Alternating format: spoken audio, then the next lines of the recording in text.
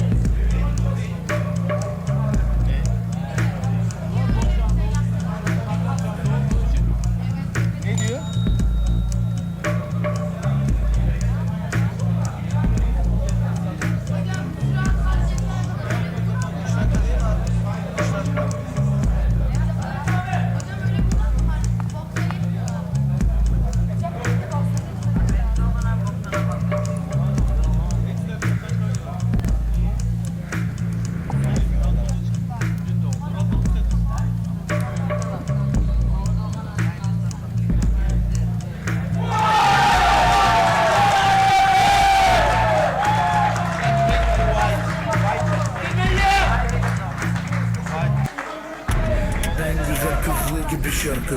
Denizlere sokan çocukların martı. Kaşıkla verilerin kepçeyle şarkı var. Duvarda yazıyor bizden rahatı. Herhangi bir semtte gece çocuk parkına. Dallarda uykun açılır. İnsan yılda en az 2 kere uçak kaçırır. Nota diye sarı yapmış siyah saçını. Spor diyor yayınlıyorlar bahis maçını. Dünyanın açını instalarına göremem. Açınalı elimde latte biz anlamam. Kafamda bozukluğuna yanlış bir yol aldı.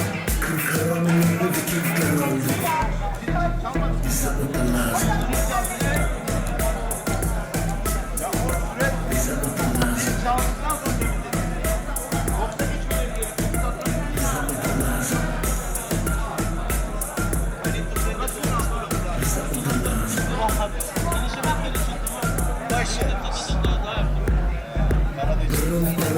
Yanına kalmasın Pablo Escobar gibi paraya kapısın. Hikayede yürüde masal mısın? Çok konuşan haber bir susar mısın? Paslanmış diken telde ip atmasında kırık konuşan bir sabahlasın. Aga selam adam bir çay yolla. Kim jonta turan prensese yolla. Çok etkiler yüzüyle yüzer onlar. Küçük emekli oldu yancılar oynar. Hoppa kaldırın hoppa şinanay. Hoppa şina şinanay şina şinanay. Bize o da lazım. Bize o da lazım. Bize o da lazım.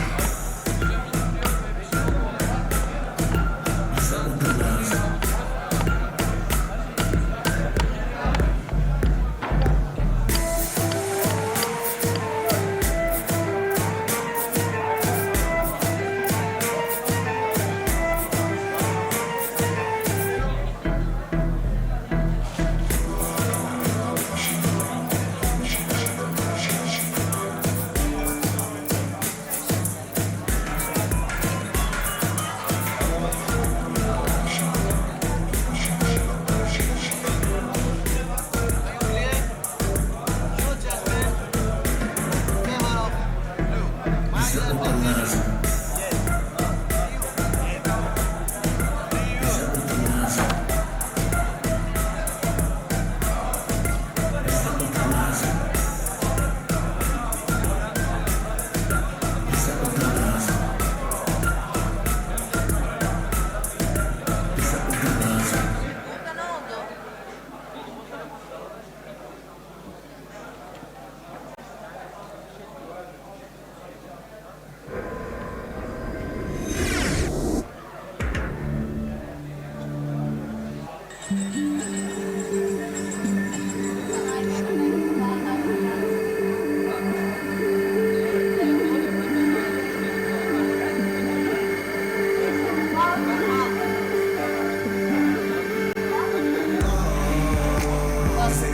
Yükseklerde çıksanız engelleri sollar kız bizim ikimizin kız. Bir güfte, bir ritme, iki haylaz birlikte. Tiki DJ, rapçi züppe. Yürü bas git bilmiş emre. Kıllara zarar insan. Parlak hava ama yıkıcı hortumlar. Seni yıkabilemezler. Seni kibrit çöpü gibi yakabilemezler. Ses ver. Cikletler gibi tadı yok oluyor. Yoksa da şeylerin işin aslı bir tarafta tadı kılıcı kimi şeylerin.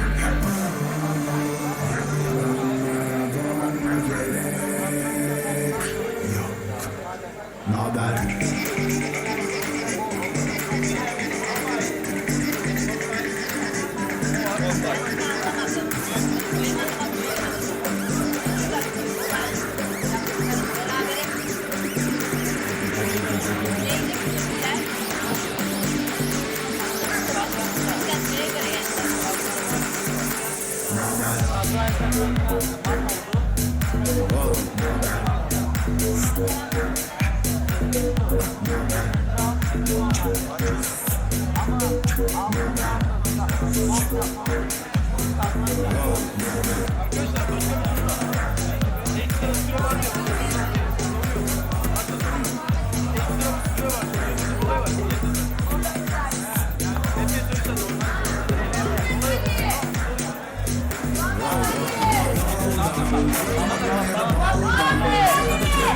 Bu kaçıncı fix bir harbiden İslam'ı yerler.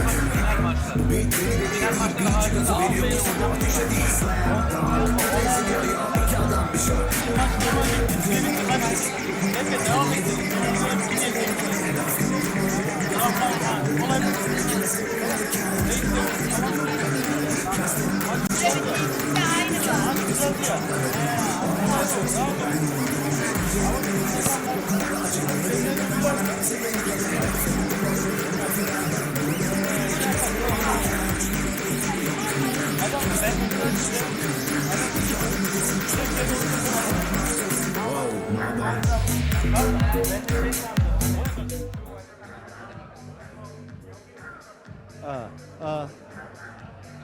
Hey hey hey hey.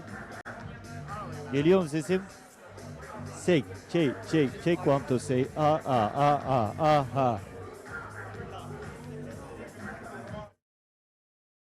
Hey, Bu birinci mikrofon, bu ilk taktığımız. Hey Kırmızı olan mı? Bu ilk taktığımız. Hey. Bu hatta biraz patlıyor bile buna. Bu içindeki kondansatör şeyinden de. Hey. Ha.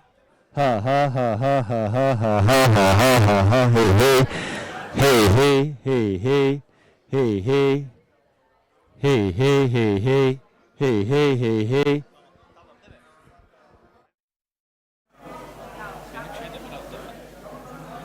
Ben Fero, yeah, Baba Fingo. Hadi delirin yo, bu tamam bingo. Bir sabah billboard, ben Fero King Kong. Kimbo gibi deliyim ho, boş ver dildo.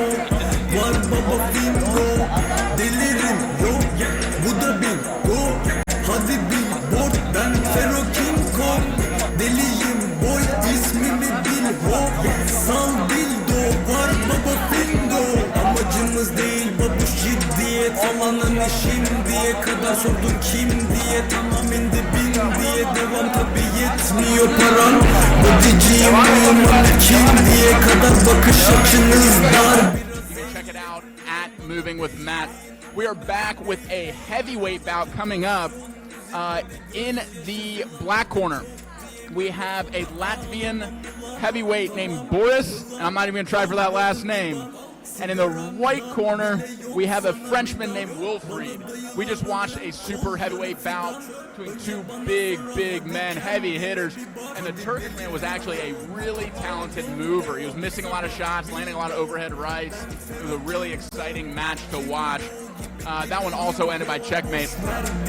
If you aren't familiar with chess boxing, it is a hybrid sport that combines the board game chess with the combat sport boxing. You alternate rounds between the two until there is either checkmate or knockout. And depending on the level of competition, about 80% of all matches end in checkmate. That doesn't mean that being a better chess player is necessarily the best way to excel at chess boxing. You need to be good at both. But boxing turns into more of a disruptor or a distractor. So you get your head knocked in, you have a high heart rate, you're more likely to make mistakes on the board. And when those mistakes are made, it's easy to capitalize on the board and either run out of time or work towards checkmate. So I'm going to chill out talking for a little bit. I'm going to leave you to watch all the lights, all the sounds of this awesome Italian hotel ballroom where the World Championship is this year. And I do have a chess commentator here with me. It is my Team USA teammate, Raheem. Raheem, why don't you introduce yourself? What's going on, guys? This is Raheem, part of US Boxing. Today I'll be doing chess commentary with Matthew Thomas. So we're on day 2, and we have 3 more matches to go. First match is going to start in 5 minutes or less. And stick around, it's going to be very fun. So Raheem is a very talented chess player. We've been working together all week, drilling both chess and boxing. Raheem's going to be focusing on the chess commentary. So if you're new to chess, he's going to be breaking down how this all works, how the squares work, how openings compare against each other, what good things to go for are for endgame, all that kind of stuff. I'm going to be focusing more on general commentary and the action in the ring that doesn't have any pieces involved, more so on the punching side. So we have our two super heavyweight boxers warming up. They're at the catwalk here, ready for the referee's signal to go ahead and enter the ring. The referee today is Volfango. Volfango is the head of the Italian Chessboxing Federation. This year we have 15 countries represented. Close to 100 fighters came to Antalya, Turkey to compete in brain and brawn. This is actually the first year that the Chessboxing World Championship has been outside of India. India has the largest chessboxing organization in the world, the largest youth program. Of course, for a new sport, the youth program is how you build a strong foundation in the sport and get kids involved so they play for a lifetime. So the first two Chessboxing World Championships were in India. And this year we are in Turkey, which is a great meeting ground for both Asia and Europe, where chessboxing is biggest. The only North American or Western Hemisphere country to compete in the Chessboxing World Championship so far has been Team USA. Last year, myself and another Team USA competitor named Kevin Von Carber came over to Calcutta. We both ended up winning our weight categories, 90 kilogram and 95 kilogram respectively. So it was an amazing opportunity to compete for our countries, and I know that the representatives from the other 15 nations at this World Championship are feeling the same way. Having your country on your back, the country's name on your uniform, being able to fight on an international level, albeit for a young sport, but it means a lot to all the competitors here, and it means a lot to us that you're tuning in to watch this chess boxing action. So we'll leave you for just a bit, and we'll check back in as soon as the walkouts begin for the next bout.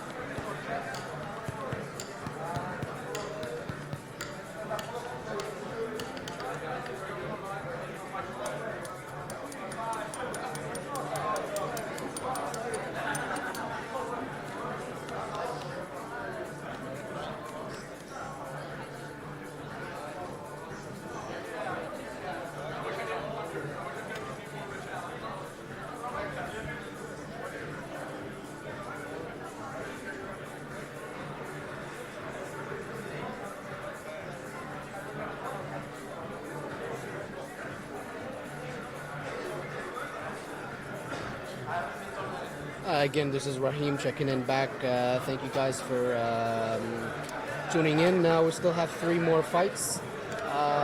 We have Boris Regradiskis from Latvia is going to be playing against Wilfred Horyau from France.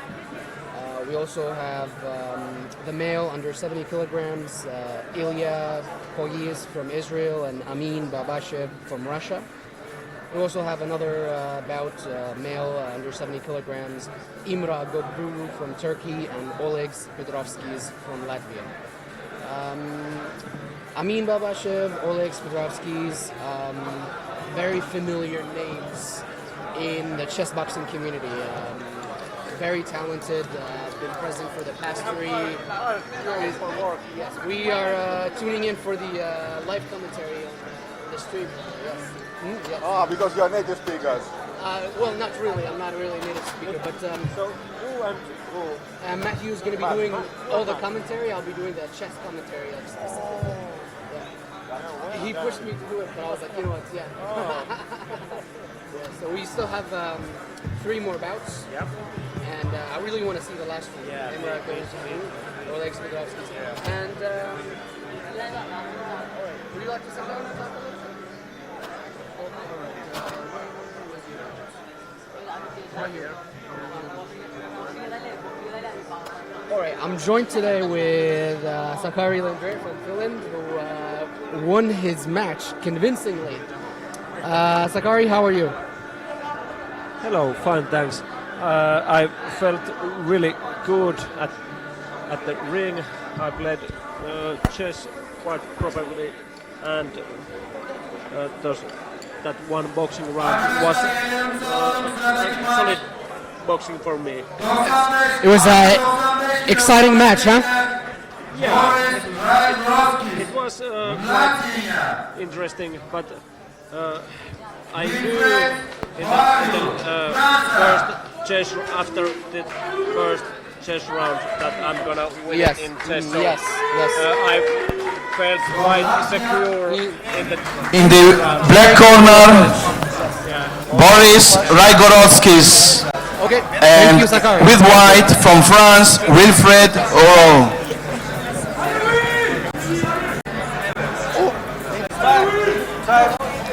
Sakari, a chess boxing legend in the We'll house. see you later, okay?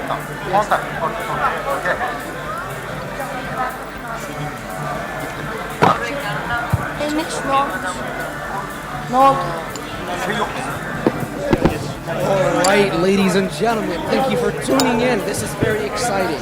Right now, we're preparing for the bout between Boris Raigorodskis from Latvia and Wilfred Boreal from France. Wilfred is playing white. Each player has 4 minutes 30 seconds on the clock. However, the chess round is only 3 minutes total. We have 2 chess rounds, 3 boxing rounds at the max. And the match starts.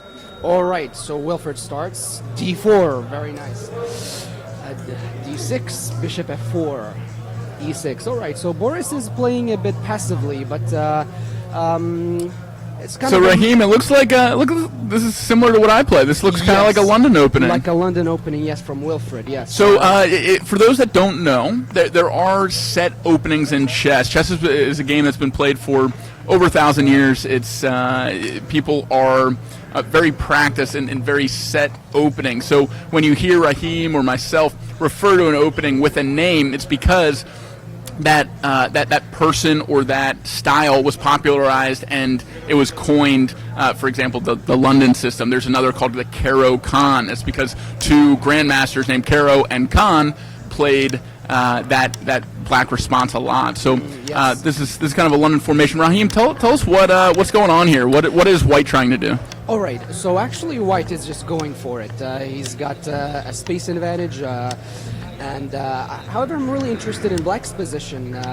He played passively at the very beginning to set up his pieces. He played a little bit hyper-modern style, but now they're exchanging pawns, and it seems like the d6 pawn is hanging. Okay, so f takes e, and the bishop can take on e6 and d6 actually. And just as a quick aside, so when Raheem is saying d6, that's an algebraic denotation about a square on the board. So if you start in the bottom left-hand square, the black square is A1. If you go 1 to the right, that's B1.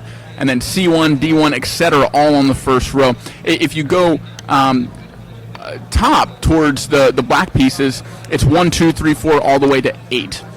So when Raheem says D6, where the bishop just moved and took the pawn, that's what that denotation means. So that algebraic, we'll try to keep that to a minimum. We will say it. You can try to follow along. Raheem, what's happening here? Yes, Queen c6. Yes, Matt, he hung his knight, I think. There it is. Bishop takes e7. Bishop takes knight. And it looks like White is leading the game now. Okay. Boris started a bit conservatively. He played hyper-modern opening. He was playing it safe and solid, but White decided to open up the position.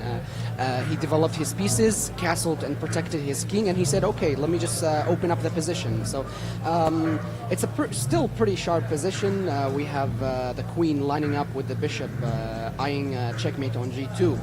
But at this point, it looks like Wilfred is leading the chess game. Oh, there it is. Bishop takes g6. So why don't you describe what this is, this skewer attack? There it is. Well, the skewer attack is when 2 pieces aligned together, either diagonally or horizontally, to threaten either to take a piece, material advantage, or a checkmate. So imagine if you had X-ray vision and you were a piece, you could see two pieces that you could take. So that bishop was lined up at both rooks. So even if one rook moves away, the bishop can still take the other rook. Matt, what do you think is Boris's strategy? I mean, he's going to be under pressure at the chess game. What do you think he should be thinking about in this boxing bout? Yeah, so that's the beautiful thing about chess boxing. You can be losing on the board, but you can come out with a vengeance in the ring and equalize it or turn it the other direction. So Boris needs to be coming out, looking busy, landing shots, going for stoppages, going for a knockout. Now, the way that you can win in the ring is either by knockout, which is obvious. Wow, big shot landed by Boris here. You can either win by knockout, so a full 10 count, or 3 stoppages in one round. So a stoppage happens when a big hit happens, or one of the fighters stops defending themselves, and the ref steps in and counts to 8. You get 3 of those in a round before they call the fight, or 4 of them in the match. So if they do make it to a second boxing round, and let's say one of the fighters had 2 knockdowns, and in the second boxing round they have another 2 knockdowns, because there's 4 in the match, even though there isn't 3 in one round, that would denote a knockout and the end of the match. All right, so here already we have a lot of action. The Latvian is swinging big shots, so Boris is definitely feeling the pressure on the board and wants to be swinging for the fences for a knockout.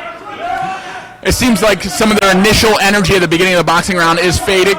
They're breathing a little heavier. The ref separates them from grappling and leaning on each other. Now they're apart. The ref has stopped them, giving them a reminder, and the action begins again right now. So the Latvian does have reach advantage on his white counterpart. So Wilfried needs to be getting inside of that reach to get an advantage, whereas Boris needs to be keeping him at range, leaving that jab out, setting up other long shots.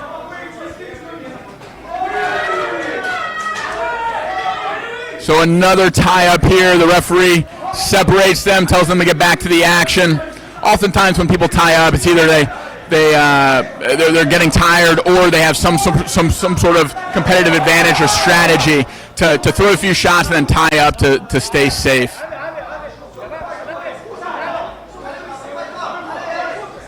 Boris came here to fight, huh? So the action begins again.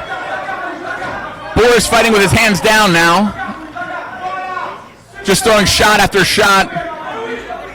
These punches don't have much power on them anymore. It seems like most of the energy from the beginning of the round is depleted. Let's see if he finds a second wind for the second half of this boxing round before they move back to the board. Wilfried has done a good job of conserving his energy. He ties up again. He has the advantage of the center of the ring, able to push his opponent into the ropes, into corners, control space.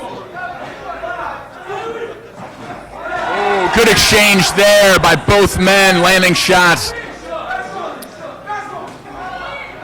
Boris fighting with his left hand down, almost like a Philly shell. His right is up near his chin, but he is leaving himself undefended as he throws these big sweeping hooks.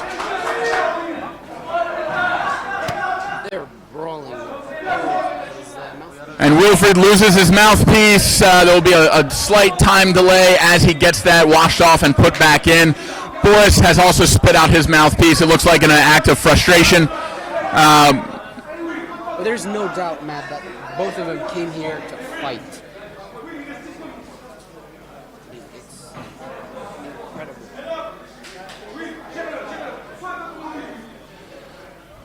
So now Boris's mouthpiece is washed off, put back in. They both get a breather, and let's see if we have an exciting finish to the end of this first round. Another big exchange. And we have low time. The slap on the canvas usually means about 30 seconds left, so we'll see. All right, that was a 10-second bell. So we are done with this round. The gloves come off, the mouthpiece comes out, both the desk, the table, and the board come back into the center of the ring. And as soon as this position comes back up on the live stream, we'll start assessing both Boris and Wilfred's position and giving you the commentary on what's to come. Right now, both fighters are focused on lowering our heart rate, breathing deep, recovering, starting to refocus back on the board.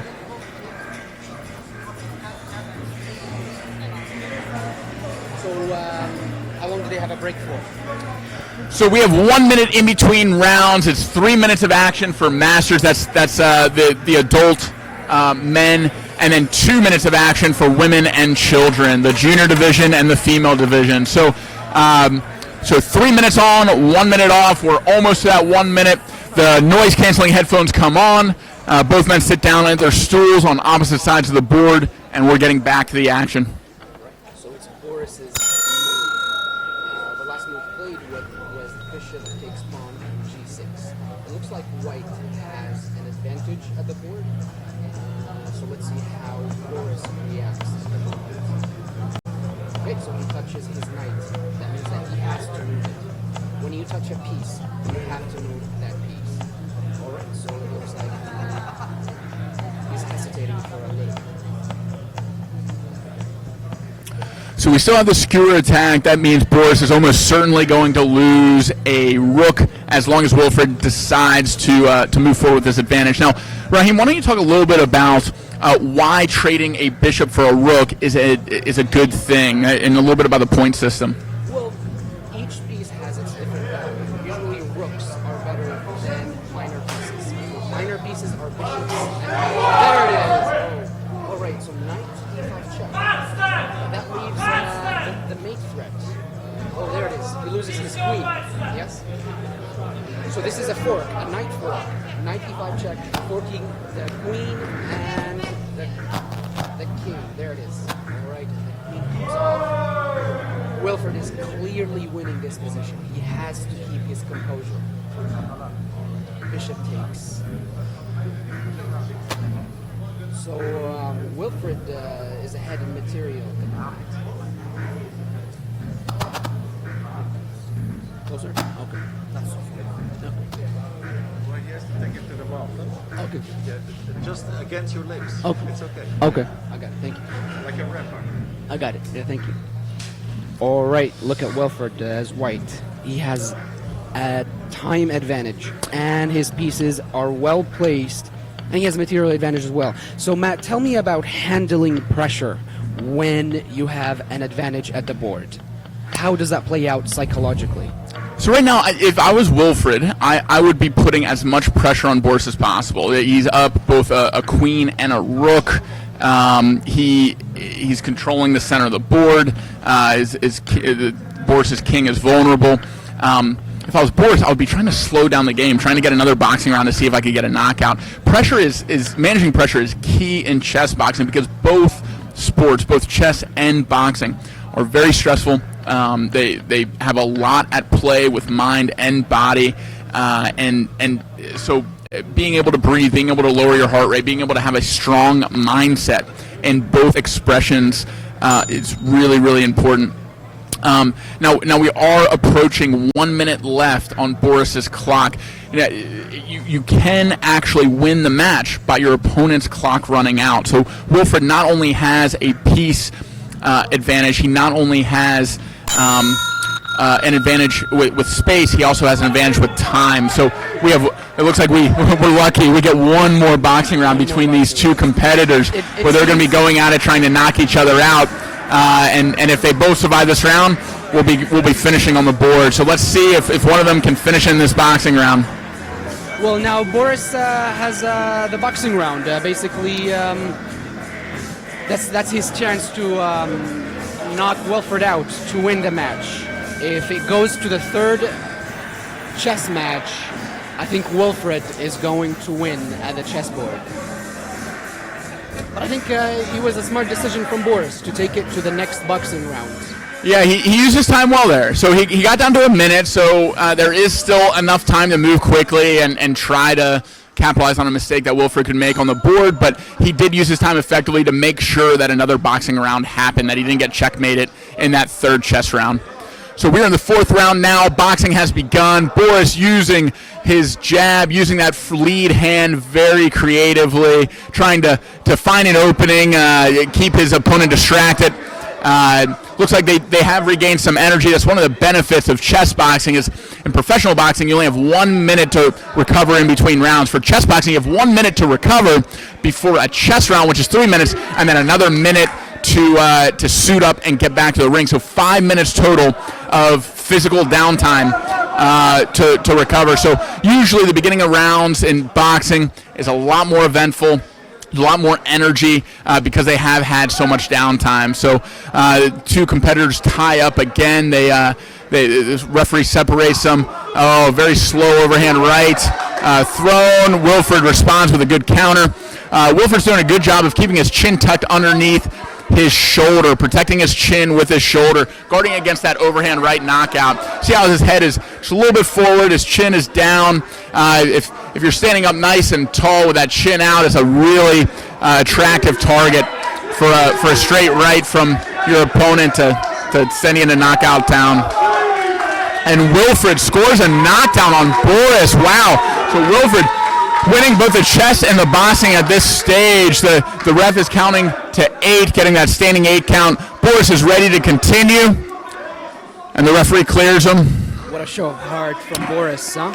And we are back to the action here. Oh, Boris comes out strong with an overhand right out of the gate. Wilfred, smelling blood, comes back looking for another counter. He definitely found success with that uppercut hook combo before. He was looking to find it again. Boris is visibly gassed, but still swinging for the fences, throwing that overhand right, hoping for a miracle. In American football, we call that a Hail Mary, throwing it up at the end, seeing what happens. Now, if I was Wilfred in this position and saw Boris in the state that he was, I would not be sitting back just letting him rest. I would be putting on the pressure. Even though Boris goes down again, almost through the ropes. Wilfred dominating this fourth boxing round in this super heavyweight chess boxing match. And he stands up again. What a shot. All right, so if there is one more knockdown in this round, Boris will lose. I don't think this will be called a knockdown. I think this will be a slip. Wow, interesting. The referee calls it a knockdown. So it seemed like he was forced down or pushed down instead of knocked down for that one. It is good that the ref is giving a standing 8 count to let Boris recover. But this would be the third knockdown in the round, and Wilfred is winner by TKO. So the France is notoriously good at celebrating their victors. They have a big team here this year. Their federation was just created this year. They're very passionate competitors and supporters, and so they are celebrating Wilfred with zeal right now. It's exciting to see that Wilfred is victorious.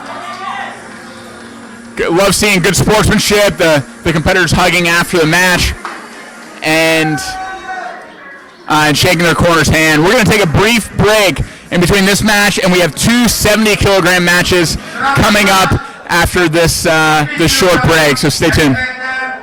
Winner of third match.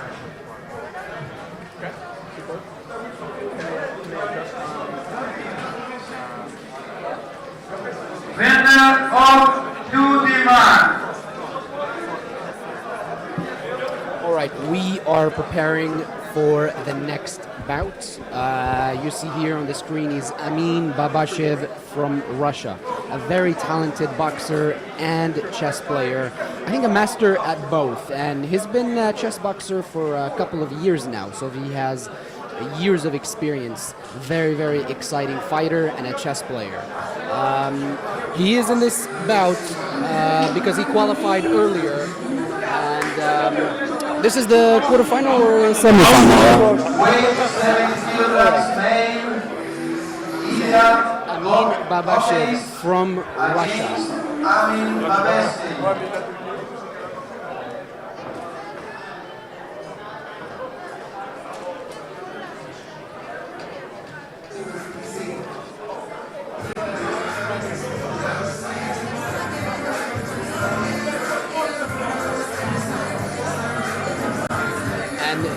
This is Ilya Gokeis from Israel.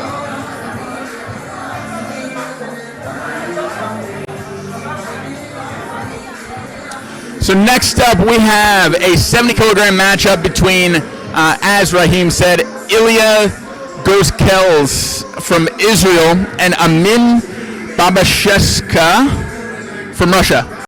I'm probably butchering those last names, so I apologize to both Amin and Ilya. But we are about to get this action underway.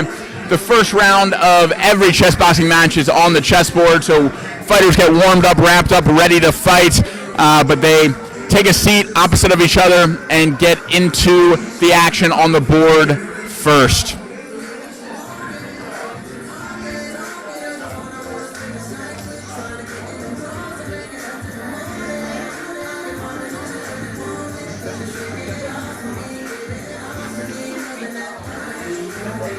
The Russian Chess Boxing Federation has brought really strong chess boxers this World Championship. I mean, they have been dominating this championship, and their players are very experienced in boxing and in chess. I think chess boxing is very popular.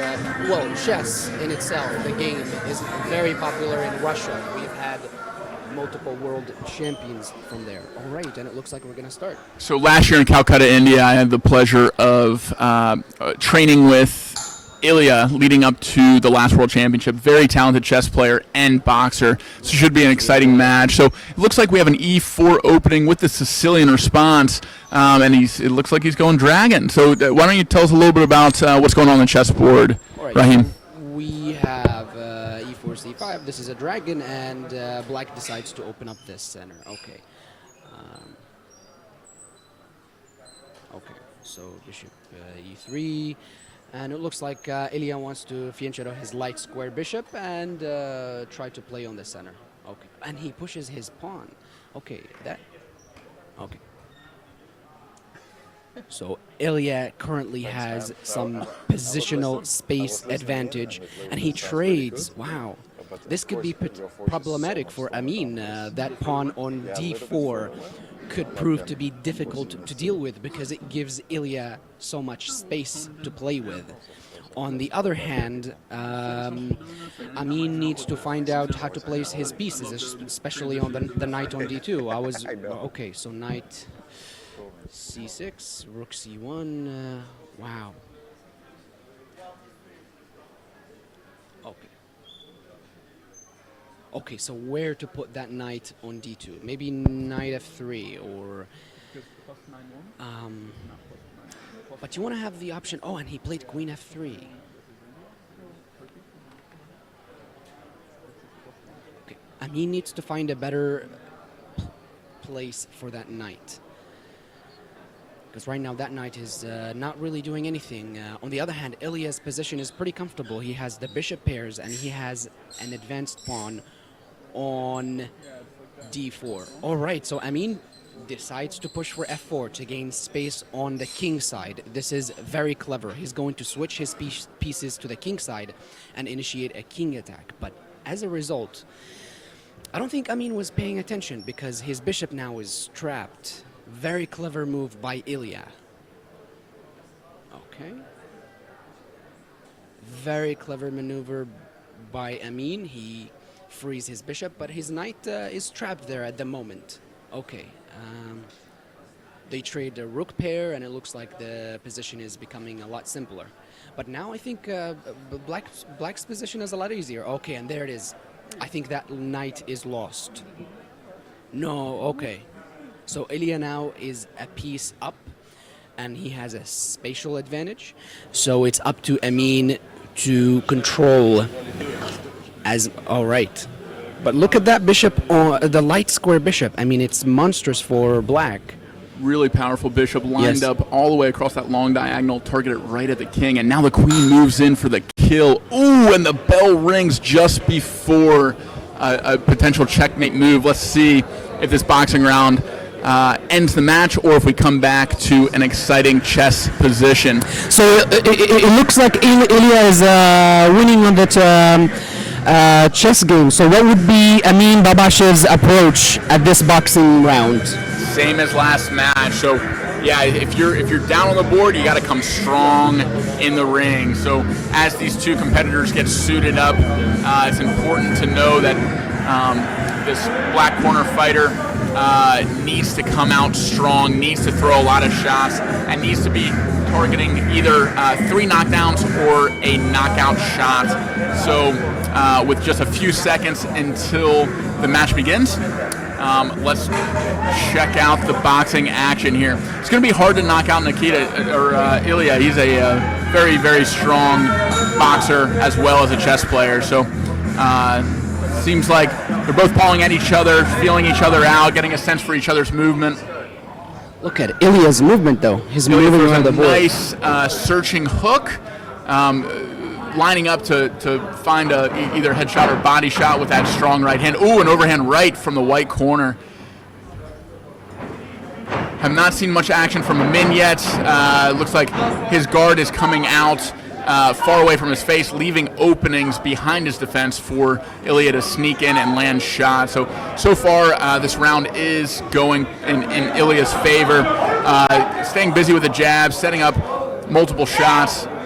This is definitely an exciting match to watch if you are a Russian or white corner fan.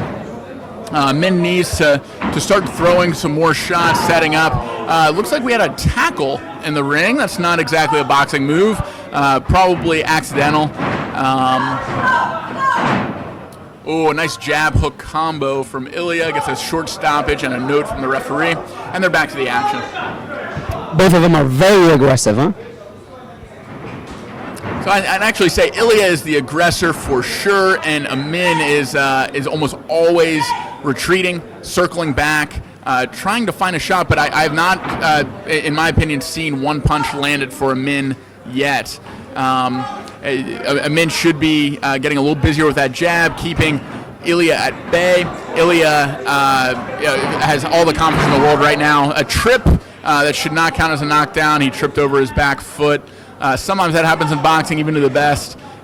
So he's back on his feet and continuing the fight. A miss from the black corner scores a counter from the white. Amin at this point just needs to survive this round. He is knocked out of the ring. Ilya dominating this fight so far. I think this one should count as a knockdown. Yep, there's the count. So we're at 4 seconds. 5. Let's see if he gets to his feet. All right, he's on his feet. We're at the standing 8 count. He's getting checked. Yep. Taps gloves, and they're back to the action. So Amin doing the smart thing, taking the full 8 seconds to recover.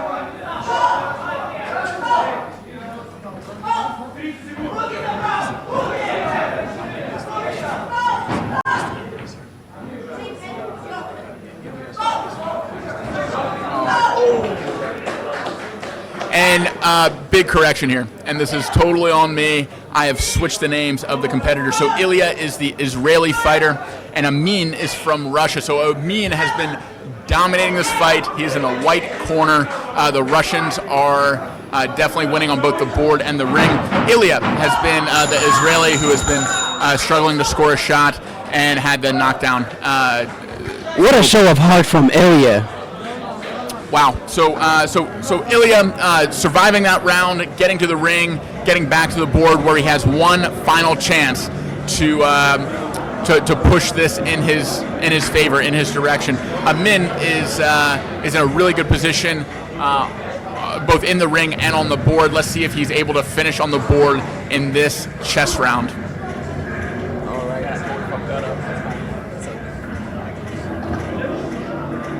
All right, they have 1 minute break until the chess game begins. It's going to be round 3, the chess game. They're going to continue their chess position. And this is Ilya from Israel. What a show of heart from the boxing round. All right, and now we come back to the chess game. It looks like Ilya is ahead a piece, and he is threatening a mate on g2. Now, okay, queen g3, protecting against that mate. Very good, okay. But now looks, Elia has about 3 minutes to close the deal and win the game at the board. He is an extra piece up. He has a very active light square bishop, which I think they just traded right now.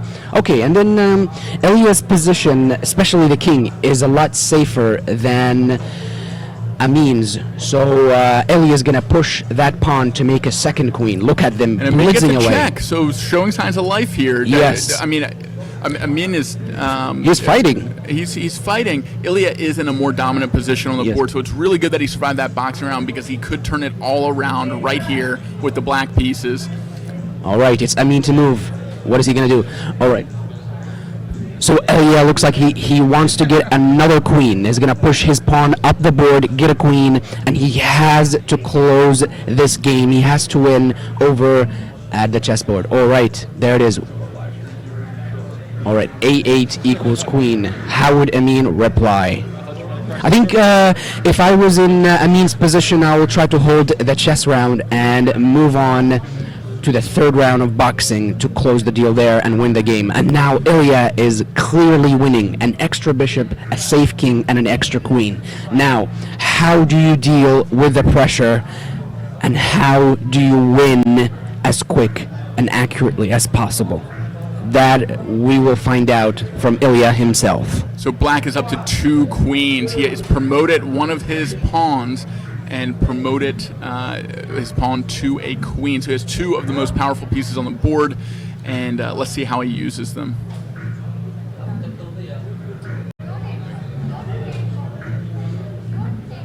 Looks like temporarily our DGT system, the system that shows the board on the broadcast, is down. So we will be watching the board itself and doing our best to give you commentary for that. Black is definitely moving in for the kill here. Ilya is closing in. Let's see if he is able to finish it before another boxing round where he may be in trouble.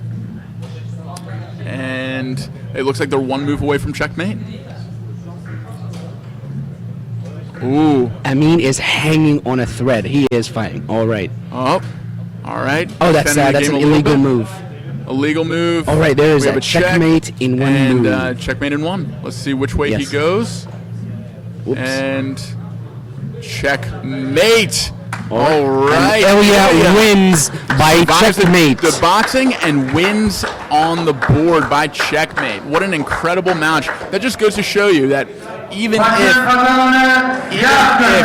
your strength is not on the board or in the ring, you can always come back and win through the other athletic expression or mental expression. So amazing show by both Ilya and Amin. Congratulations to Ilya with the black pieces in the black corner, and well fought by Amin in the white corner. We'll take a short break before our final. We'll take a short break before our final match of the evening. A match also in the 70 kilogram division, our most populated this year, between Emre from Turkey and Oleg from Latvia. Now, Raheem, you know a little bit about Oleg from yesterday. Why don't You had to bring that up. why don't you talk to us about the pound for pound arguably best chess boxer in the world, since you fought him just yesterday? Yes. Okay. So Oleg Petrovsky's a very talented boxer and a very talented chess player. He's been playing both for about a decade. He is arguably the #1 chess boxer in the weight division. I was paired with him yesterday in the under 70 kilograms division in the first round. Now, the chess was pretty even, but it was very smart from Oleg's, very experienced. Because of the second round of boxing, he knocked me out 4 times. This guy is Oleg Petrovsky's very talented chess player. I think about 2100 FIDE player, so that's a master of chess. And he's playing boxing for a decade. All right, so the game begins, and Oleg opens with d4. He is playing white against Imre Kogburu from Turkey. All right, we have the Queen's Gambit, knight f6, knight c3. Very standard openings by both players so far, nothing irregular. And look at Oleg's. He's staring at Emra. Wow. Emra is taking his time. Very smart against Yes. such a talented chess player that Oleg is. I just received word from the founder of Chessboxing, Ipe, that Emra is definitely a weaker chess player in terms of rating. And pretty much everyone at this tournament is. Oleg is one of the best chess players here this year, but Emra is a very talented boxer. So if I was Emra in this matchup, I would be taking as much time as I could on the chess round to make sure I get 2 boxing rounds to try to come and knock Oleg out. Now, if that was an easy prospect, that'd be one thing, but Oleg is also a very talented boxer with about 80 amateur bouts. 80 amateur bouts. To put that in a frame of reference, I have 1 amateur bout and 3 chess boxing matches. So there's a full spectrum here from professional boxers like Sakari, who we heard from earlier, to Oleg, who has a very decorated amateur career, to people like Raheem and I, who are very much beginners at boxing. So, yes, sir. Yes. So all are welcome in this sport. It's new, it's growing, it's definitely exciting, and we're glad that you're tuned in watching this chess boxing action. So let's get back to that chess boxing action. It looks like we have some pieces coming off the board. What do you see, Raheem? Yes, well, it looks like Oleg's is already a piece up, and Emra misplayed his position, so he has to hold on to. If he's a talented boxer, he has to keep composure and hold until the second round, where he would have an advantage. Now, oh no, he hung his queen. Now Oleg takes the queen on e8. He completely forgot about the pin. Now it's very easy to miss these tactics when you're under pressure. Chess boxing is not like a slow chess game. You might feel confident in a chess game. You might think that you are a very good chess player, but as soon as you step at a ring to actually fight, it's all about pressure. It's all about pressure. Even if you're talented, you have to keep your nerves. Now it looks like Oleg is already winning at the chess game, so let's see how it goes. And he's winning another piece. Another piece. Yes, another hanging piece. He's another knight piece. Captures knight on d4 or e4, and is now targeting another bishop. So knights can move in L formation. So there it goes again. Knight takes c5. That Wow. knight is a killer, knocking out another bishop and targeting yet another. So that bishop on a6 is also in danger, but the time stops, and we are back to boxing. All right, so 1 minute. Mouth guards go in. Let's see how Emra deals with this round. I mean, they're both good boxers. Yes, they have experience. Yeah, so we'll see. I've seen them both box already, and I can definitely say that this will be nothing but fireworks for the next 3 minutes. So the competitors are getting a little pep talk from their corners, getting some water, getting their mouth guards in, and we're getting started here in just a few seconds. Now, Raheem, if you were a betting man, who do you think is going to come out on top on this boxing round? Well, I think it will be a bit even since both of them have experience. Now, Oleg is a very talented boxer, but I have seen him leave his opening, so it's all for grabs from this point on. Now, this match is the qualifying for final under the 70 kilograms for males, so let's see how they both deal with it. So what are you seeing here, Matt? So the beginning of the round, it's both feeling each other out. Wow, Oleg has a very quick jab, so that jab is definitely going to serve him well. He's fighting with a slightly open stance, so he's inviting shots from his competitor, Emra, to see how the shots come in, and he's relying on his head movement and his footwork to be able to get away and look for openings to counter. So looks like Oleg is more of a counter puncher. Looks like that was a trip. I don't think they're ruling it as a knockdown. That's correct. So he is back to the action here, and both feeling each other out. Emra, definitely an aggressive fighter, comes forward. It kind of reminds me of a Joe Frazier type of a bull rush. You know, he's coming forward with that big left hook, coming forward with overhand right. And Oleg is a little bit more of an outside fighter, kind of like an Ali. He's relying on his head movement. He's relying on his jab. He's just really waiting for his opponent to make a move so he can react to it, so he can find an opening and counter. And wow, all right. So I'd say so far, I would give 2 punches scored to Emrah so far, and I haven't seen a clean punch landed by Oleg. Maybe a jab early, but it's 2-0, 2-1, somewhere around there. But I give a slight advantage to Black so far. So Oleg is significantly ahead, if not winning, at the chessboard. So how should he do in this boxing round? What's his approach? I think he's doing what he needs to do. He's not being super aggressive. He's not leaving himself open. He's jabbing. He's staying away. He's wrapping up when he can. He's using time in the ring, knowing that he can get back to the board and win on the board. So definitely, acting with strategy here. He's not letting his adrenaline run away with him and just going for a knockout. He is being a tactician. He's protecting himself.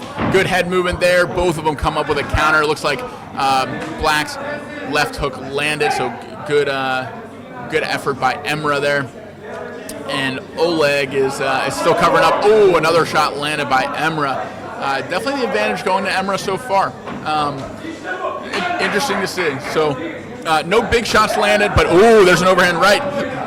Just as I was saying, no big shots. There's one that landed what looked to be flush and clean, but Oleg looks pretty unaffected. Oh, good counter by Oleg, throwing a straight right down the middle, landing clean. Oleg now in a corner, so head movement wraps up. He definitely, he's turning him around. Now he has a little bit more space to continue dancing and moving like a good outside fighter should. Oh, quick jab, but good head movement by Emrah. And the boxing round is over. Oleg survives and around, and not just survives. He did a good job. He definitely lost more punches, more points that round, but he did overall what he needed to do to get back to the chessboard and continue his advantage on the board. Let's see if he can work towards a checkmate this round, or if he'll give his opponent another opportunity to knock him out in the next boxing round.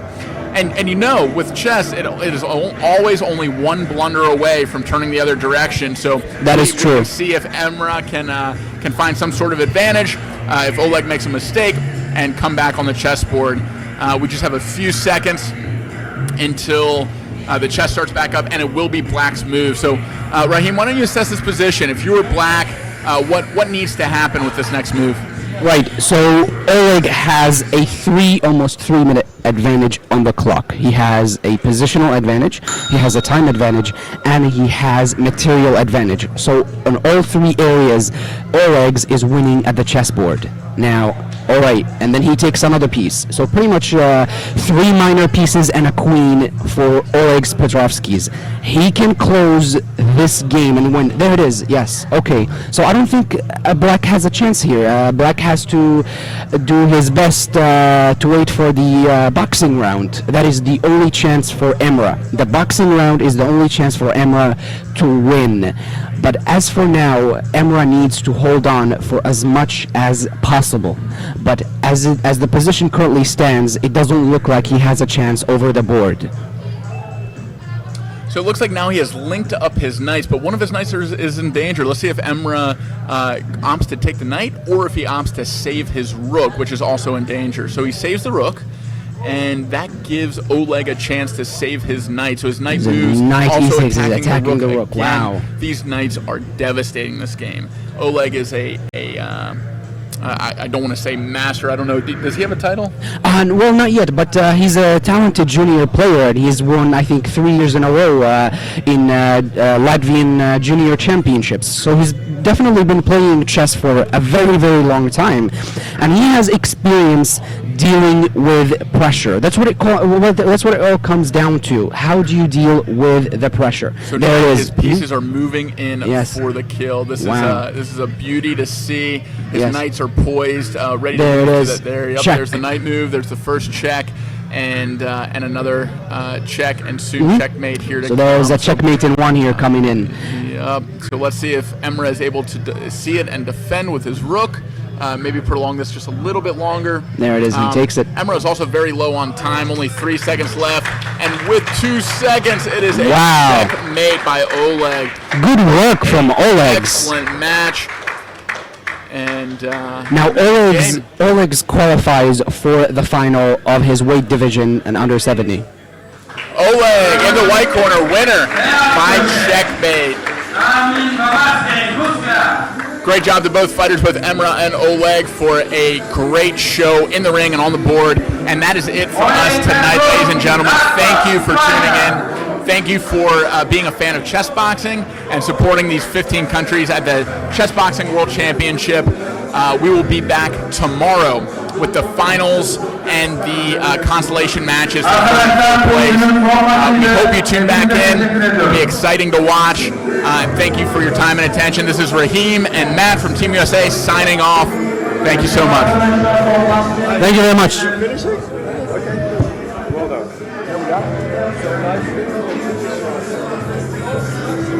Thanks, man. That was fun. You had fun? I was